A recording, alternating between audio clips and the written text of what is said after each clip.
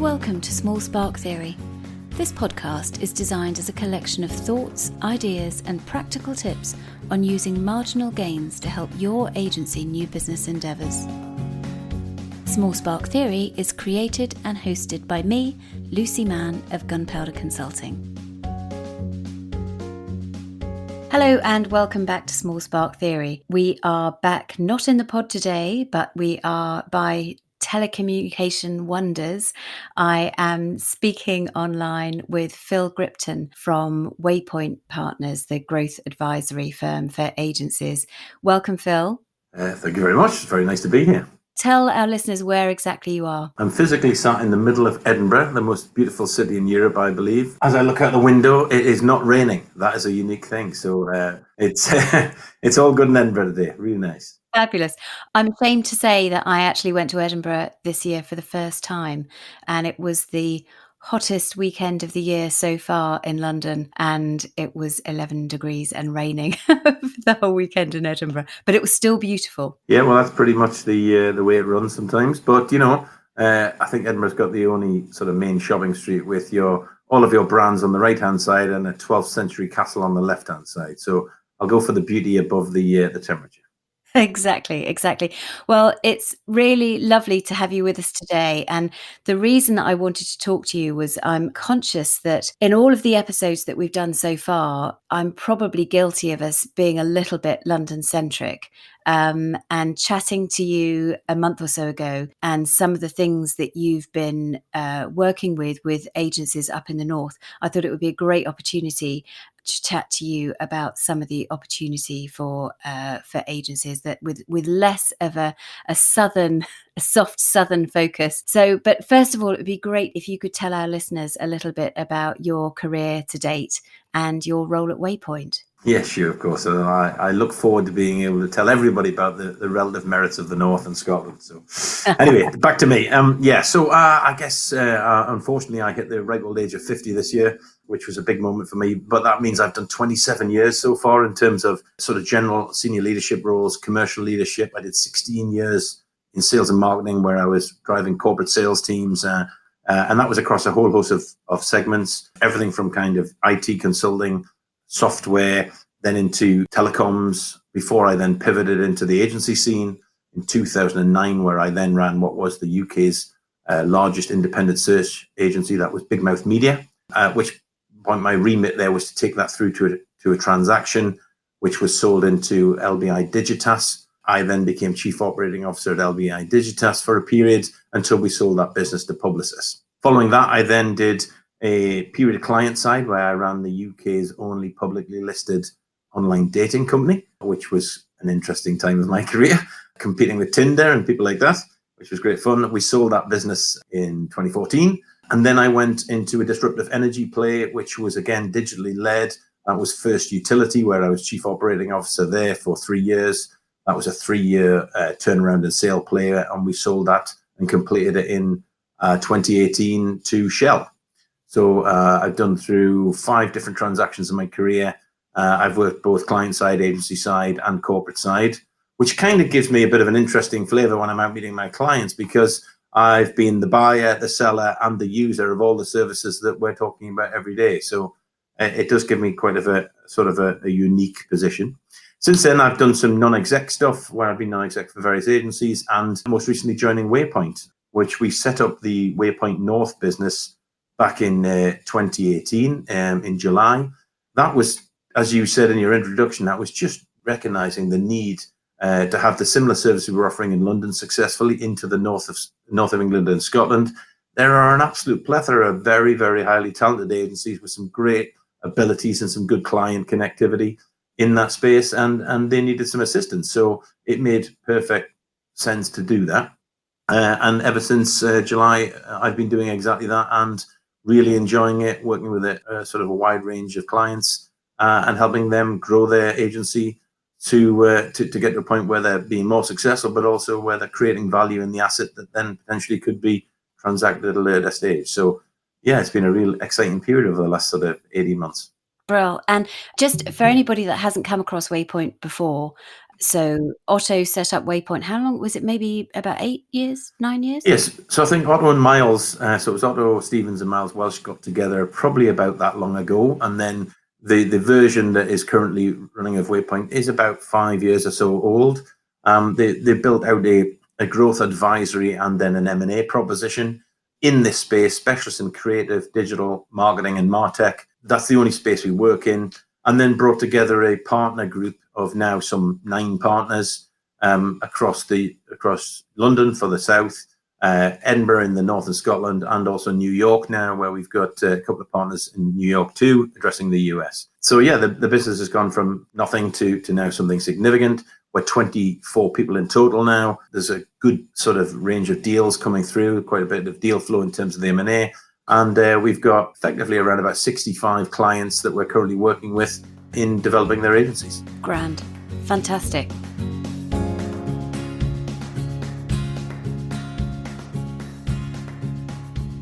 I'm interested, given your experience and now your current Waypoint experience, what the particular challenges are that you've observed for the agencies that you're working with in the North. Sure. Okay. Well, I guess it's a great question, and it's the kind of $1 million question, isn't it? What exactly are they struggling with? The first thing I would say is the growth challenges that I'm seeing are largely common. You know, it doesn't matter if you're in the north, the south, the east, the west. It's the same sort of things that agencies struggle with. Then there are a few things which are pertinent to the north, which I'll come into. But generally, the growth challenges are around getting the right growth strategy in place, building the right plan, which actually allows them to project themselves into the future, shaping what they want to become, and then working backwards to create the right objectives and key results that they need to get to that end point.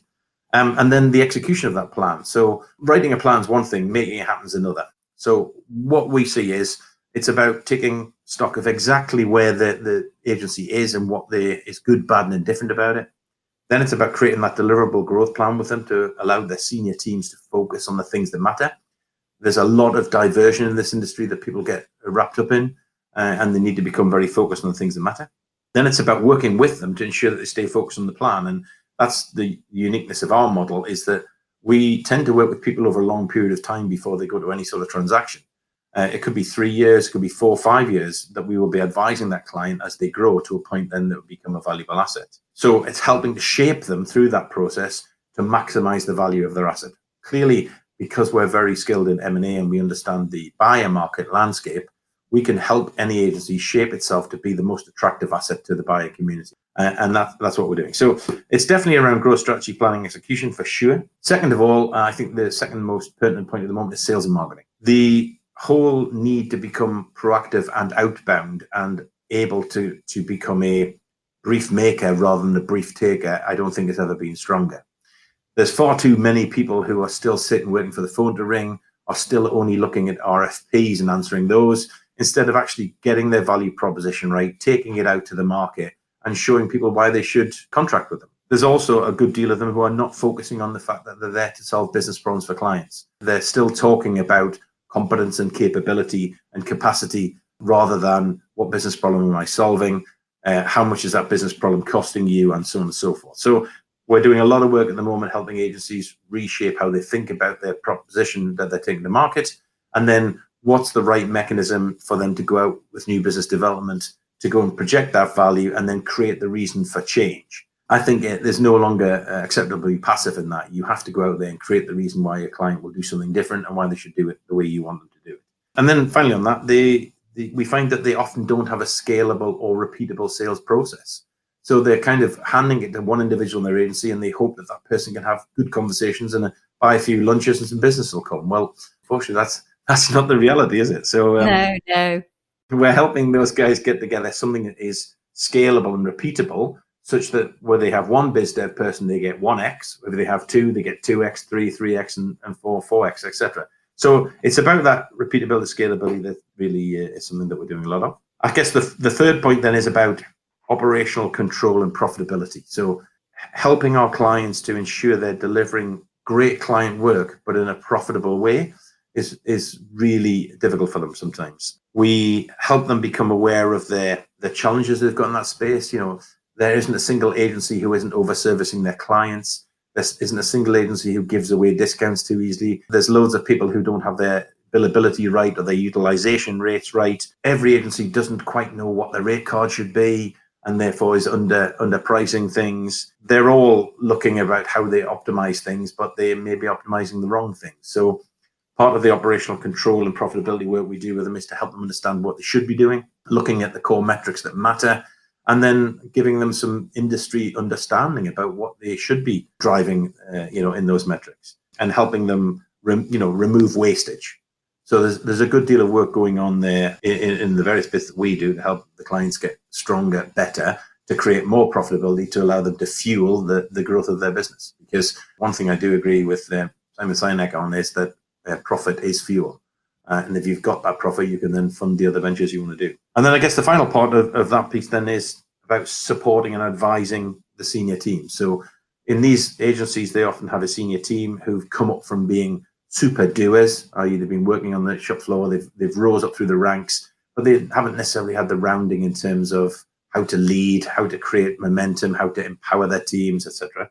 So we're doing a lot of work there in terms of helping them with their ability to lead their teams, about making the right commercial decisions, about how they bring talent on at the right time in line with their growth plans, supporting them with overall agency development around product and service innovation and cultural change. So, we're kind of acting as their NXD at that point. They're non-execs sat there guiding them, helping them, making sure that those teams are being mentored and grown. So I guess they're the common things we're seeing in every agency. North, south, east, west, doesn't matter. The pertinent stuff to the north is really interesting. So what I recognise, having run a Scottish-based agency to a very successful level, Big Mouth Media, when it was sold to LBI Digitas, was turning over £24 million. It was a big agency and was doing extremely well. What we had there was we had a confidence and a competence to allow us to compete and win on the national stage. And in fact, on the global stage, because we were also overseas. But I think a lot of the agencies up north have got this little bit of imposter syndrome going on, where they think, we can't compete with the London guys. They're a bit smarter than us. They're a bit cleverer, whatever. And it's just not true. I think the second thing is they're not recognizing is that in the north, they often have a cost benefit. The cost base in the north is significantly lower than the south. So, I would normally see about a 30% uplift to run an operating budget in the south compared to what you'd be operating in the north of England or Scotland. And in certain cities, it's even lower again. So, for example, if you're hiring in specialist resources in London, you could be paying as much as double for the same resources as if you're in Newcastle upon Tyne, for example. Yeah. So definitely there's a need to get them to take advantage of their cost base. And then the final one is just their thinking. Often their thinking is limited. Often their thinking is small. And it's about helping them realize that they can think big and they can stretch themselves and they can go and win business that they never thought they could. So a good deal of it is about giving that confidence and guidance to allow them to go and realize their own potential. So I think they're the kind of three things that the North have been suffering from. And in fact, we ran an event recently in Glasgow, which was called The Rise of the Scottish Agencies. And it was all about how the Scottish agencies have the ability to go and compete and win on the national stage. And all the people sat there and said, yeah, we're guilty of not stretching hard enough. So I think that's where the kind of the growth challenges are, and that's where we're spending a good deal of time in.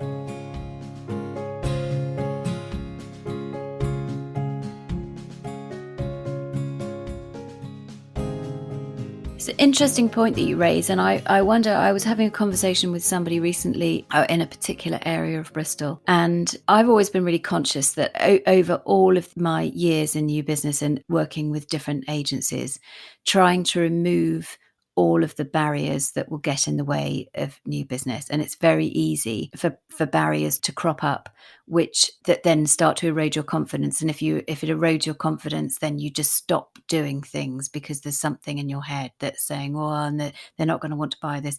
And one of the things that I've noticed is I've always said to agency owners, don't worry about resourcing. That's a good problem to have. But I'm conscious that in London, if you win new clients, you can resource up quite quickly. I know that that's not the case in other areas where the access to talent, there may still be the talent there, but being able to find the right people with the right speed to deliver on any new wins that you get can be a challenge. Yeah, I agree. And I think that brings even more sort of focus on the need to have predictable revenue. Yeah. If you're driving outbound sales cycles that you're in control of, you can be much more predictive about when those deals will land and what value they'll land at, and therefore what resources you will need. If you're working at the behest of somebody else's sales cycle and you're answering an RFP, predictability is difficult. So, when I was at LBI Digitas, it was one of those ones where we would regularly get deals that would come out of left field and land,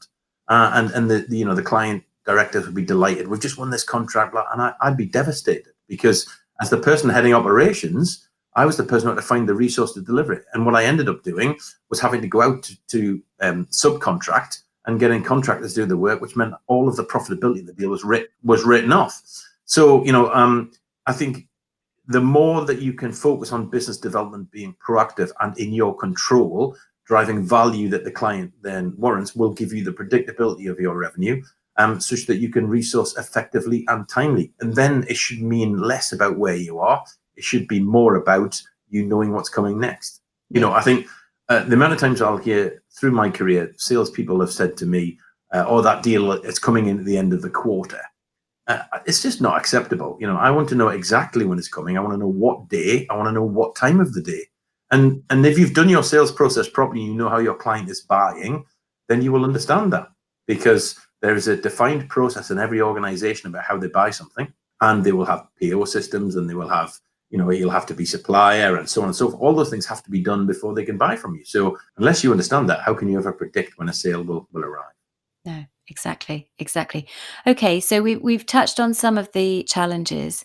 Where are the opportunities? Well, another great question. I think for me, as I've said already, I think the sentiment is the first opportunity is to get off your backside and go out there and create business. And that is about having a value proposition that will actually deliver some business advantage to somebody else. I think if you can become strong at that, if you can have a segmented target market that you want to go after, or maybe you've got a vertical specialism you're developing, then go after and do that in a proactive way. Create the briefs that deliver business benefit and present them to a range of buyer types and the potential client. I think a lot of agencies make the mistake of just trying to focus on one individual.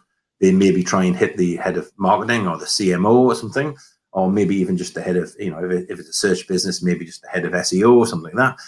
And they're not getting wide or high into the organization. They're not getting to the people who care about business, not getting to the budget holders, and therefore they're selling a narrow proposition. So I'd have said, get wide and high into the customer, allows you to increase deal size, allows you to become strategic rather than being tactical, allows you to become an agency that thinks for the client rather than does for the client. There's too many agencies who are just the hands and eyes of a client, and they're not doing the brain work. And so therefore, opportunities to get up the value chain, to present value and become a strategic partner where you're determining strategy and then executing strategy that you put together. And of course, if you're doing that, you're executing strategy you're good at, and therefore you'll do well with. If you're executing a strategy that somebody else has decided, you're trying to fit your proposition to what they want, which is more difficult to deliver on. So there's definitely one about being active. The other one is about selling more to your existing customers. The amount of people I see who underinvest in client service and don't target their client service people on growth. It's just crazy. I mean, at Big Mouth Media, we trained all of our account delivery people on how to identify pain, how to upsell and cross-sell our products and services.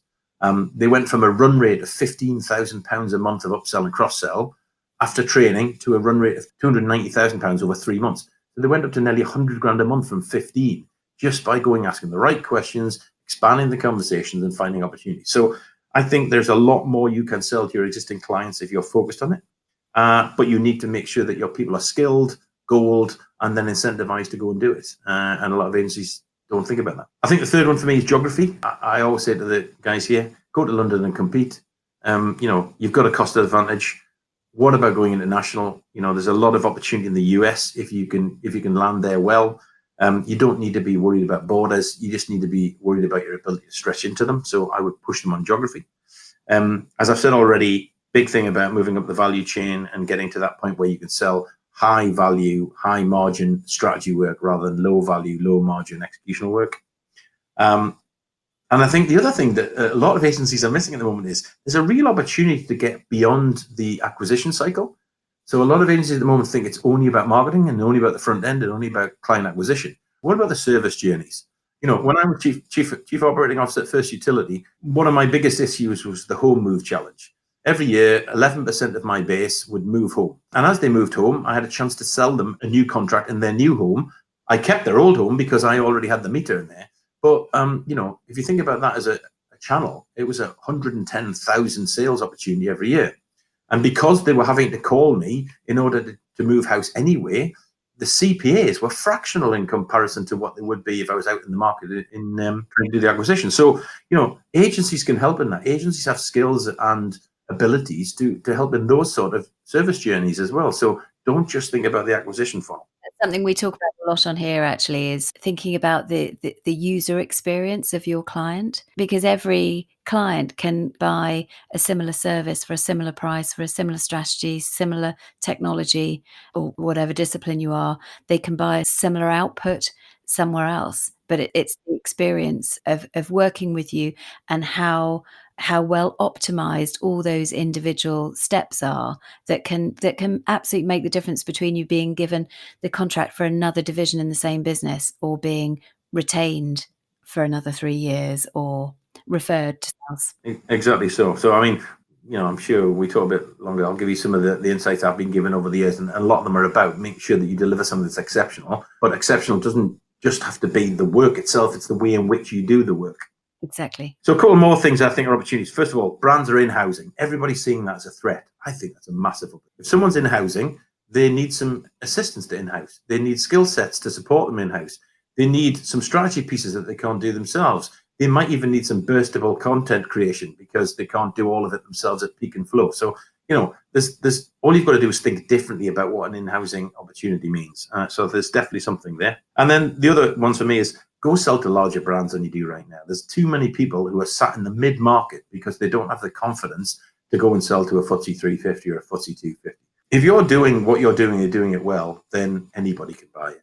Just because they currently have a big relationship with Mediacom or one of the WPP guys or whatever, it doesn't matter. If you can show enough value, they'll buy yours. When we were at Big Mouth, we were very good at taking business off the big networks because we could show them more value than the big networks were. We could show them we were more focused than the big networks were. And of course, we didn't have the luxury of being able to pitch with the A team and deliver with the B team. We only had an A team. So, the quality of what we're delivering could be very high. And then I think the final piece is the opportunity is to make sure that every piece of business you sell is profitable. The amount of people I see who go in with a revenue number that they're happy with, and when you drill down through it, they don't make any money on it. And then you say, well, why have you sold at that price?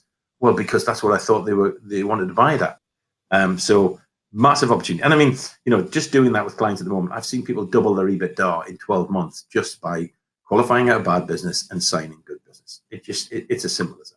I was going to ask you about where the opportunities for marginal gains are, but actually everything that you've listed so far is an opportunity for marginal gains. And I actually think that's why, for me, it's such a brilliant way of looking at it, because, you could take one of those things and just think, right, let's just focus on that and get better and better and better. Or you could take a handful of them and you're only going to make more money. Exactly. I think, the marginal gains thing, it's funny. When you asked me about that, I thought, well, what agency isn't about marginal gains? It's all about marginal gains, because there's not one magic silver bullet. There's not one lever to pull to improve it. You've got to pull multiple levers. So if I just went through and listed out some of the things that if you can improve in a marginal way consistently month on month, the agency just gets better.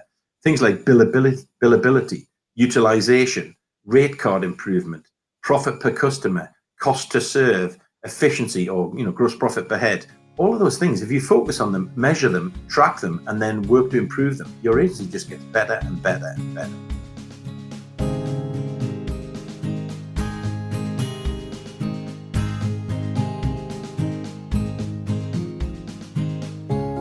One of the things we haven't really talked about is the geographic opportunity around acquisition, and what the market's like at the moment, and how you see it for the region that you're covering, what the kind of opportunities are and what the market's like. It's interesting you ask. The last two that we've done, which we did Click Consult in Cheshire, and we've recently just done another client who sold OCF in Chester. So with the last two deals we've done have been in the north. So yeah, there is an opportunity. What's interesting to me is if I'm an acquirer and I'm looking for an agency, I'm looking for the right talent, the right skills, and the right economics in the business. what I'm probably being a bit naive to if I'm not looking north of Watford is that there are agencies with great skills, great talent, great profits, great customers, but also they've got an advantageous cost base. So they're likely to be even more lucrative at EBITDA than they could be in London. And let's face it, if you're in Manchester, you're 2 hours from London on a train. It's amazing. We often have conversations in the Waypoint Partners meetings where someone says, from the US or from China is coming and they're looking for this or that or the other. And in this selection criteria, they've got must be London. And I'm questioning that, saying, why must it be London? These other regions are literally an hour away, and for an advantageous cost position that gives you a stronger EBITDA, why wouldn't you consider being up north? And I think the smarter money now is, if I reflect on some of the conversations I've been having with the sort of finance houses, the PE guys, and the people who are interested in this space, they are now very focused on the regions. So, if I look at the likes of GP Bullhound or Foresight Capital or, these other guys, they're all having regional plays now, and they're all setting up offices in the north and in Scotland to go and take advantage of these things. So I think we're going to see more and more transactions done with businesses from the north. They're great businesses, so I don't see why not. Yeah. I guess comes a point where actually, as you say, the numbers make far more sense than that pin on the map of their group contact page. Okay, I would like to know which book you would recommend for our listeners. Now, we give away a copy to a lucky listener. What would be your recommended Right, okay. read? So as you can imagine, in this role, you have to read a lot of books, right? So I do read a lot of books, and I've now moved to a lot of listening books because I find them easier. But I guess when I reflected on this question, I thought, well, a lot of the books I've got are all about this hint or this tip or this framework or this methodology. And now some of them are even this attitude, so there's quite a few books at the moment which are about attitude. But none of which of the ones that I've been through, other than the one I'm going to mention, has actually worked on my most powerful asset. And actually, my most powerful asset can be my largest inhibitor if I haven't quite got it under control. So what I mean by that is my brain and how I think. And I think the way in which we create the realities in our own mind about work, about business, about life, about clients, about success, about failure, about love, about happiness, about all these things are all inside of our own heads. And therefore, I was struggling with those things like everybody else does. I was trying to balance my life. I was trying to keep it all in control until I was recommended by my coach a book called Invisible Power. It's called Invisible Power, Insight Principles at Work. And it is an amazing book which helps you understand how the way in which you think and the way in which your brain works actually is a highly empowering thing, or potentially a very disempowering thing if you don't know how to play it, if you like. I read that book 4 years ago, and it transformed the way in which I work. So basically what it did was it made me aware of how my mind works. It allowed me to remove a great deal of unnecessary and non-valuable thought, which then gave me greater mind bandwidth, if you like, to do the things that actually mattered. So I stopped wasting valuable thinking time on rubbish, and I started putting more of my time into that, which gave me more creativity, it gave me more passion, more enthusiasm, and importantly, I started to enjoy more what I was doing. So my happiness levels went up, and from that, all good things that spiral from that. So I guess it's funny how success and well-being comes from the way in which you think. And therefore, I would have said, as we all spend time re-engineering our processes and our systems and our org structures and our metrics, then why don't we re-engineer our thinking? It's the most important thing we've got. I love that. Who's the author? So there's a couple of authors. I think it's 3 people. It's Ken Manning, Sandy Crott, and one other guy whose name escapes me. I've met them. They're quite amazing and motivational people. They're spending a lot of time in the US at the moment working with big corporations, developing this whole kind of way of thinking across the US. They're having fantastic results in terms of that. It's something that now there's another interesting book that follows this called Stealing Fire, which is all about the principle of getting into flow, this flow state when you just are just smashing things out. That's the continuation of this work. It's been done with the US Navy SEALs. It's been done with Google and others who are using this as ways to engineer premium thinking and therefore drive incremental performance. And when you read through the books and you see what they're achieving, they're achieving up to 400% upside in terms of performance just by engineering thinking. So this was the eye-opener book for me, and the one I'd recommend to everybody. That's a lovely recommendation. Thank you. And that's going to sit really, really beautifully with the other recommendations that we've had so far. So thank you for that. I've got one last Hmm. question. I would love to know what the best piece of advice you've ever been given in your career that you could share. Okay, well, uh, that's not easy because I've worked it out. There's 3 pieces of advice that have been given. They all work well Okay. with each other. So I'll take you through each one of us. Okay, and I'll tell you who it came from and what was about. So the first one came from my grandfather, who was a North Tyneside ship worker. He worked in the shipyards of Newcastle, and his piece of advice that he gave me, and I remember it clearly when he told me, he said, "If a job is worth doing, it's worth doing well." And that was all about standards and work ethic, and that's been a big part of my life. I've always driven that, and always made sure that I deliver my best, and it served me well. Secondly, the second piece came from my coach and my mentor. And basically what he said was, "Phil, remember, we're here for a good time, not a long time." Meaning, this is about perspective and sense of well-being. You've got to get that bit right. If you don't get that right, you spend your whole time wishing for the future, which then never arrives, and then you're never satisfied. So you've got to make sure that you're enjoying this journey. And then I guess the final one is an interesting one. This happened in my 20s when I was first doing my first sales training. I was working for ICL Fujitsu at the time, and they were very strong on training. And my sales trainer, a guy called Charles Pinsent, who I believe is related to Matthew Pinsent, he said to me, "Phil, in all of your career, everything you're doing, you must position yourself as the fixer.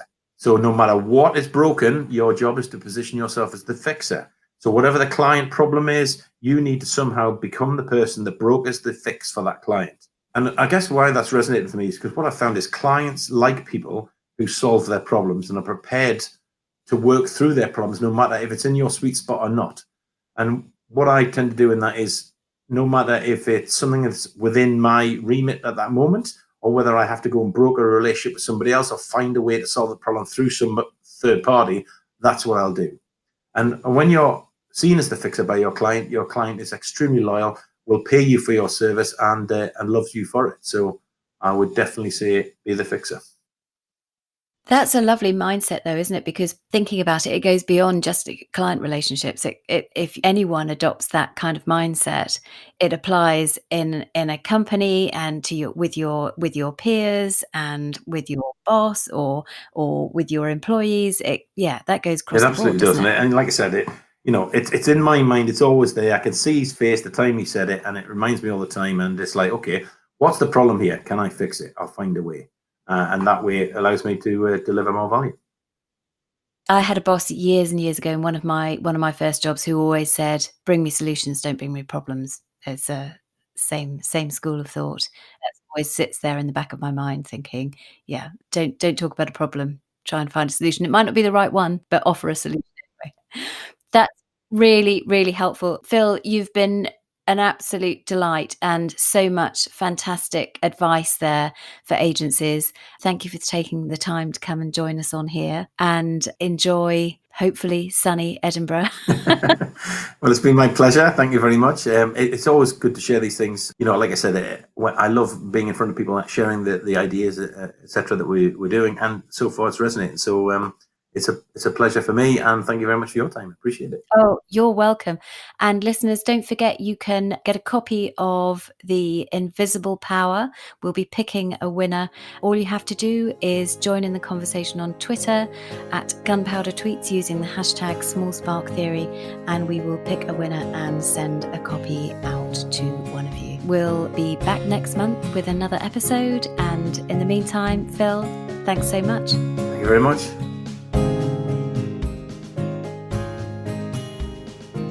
You have been listening to Small Spark Theory, brought to you by Gunpowder Consulting. Join in the conversation on Twitter at Gunpowder Tweets using the hashtag #SmallSparkTheory. This podcast is created and hosted by me, Lucy Mann, and edited and produced by Isabel Jarvis. Music is provided by Juke Deck, available at jukedeck.com. If you'd like to find out more about our online mentored new business courses, visit smallsparktheory.com, or for information about our consulting, visit gunpowderconsulting.com.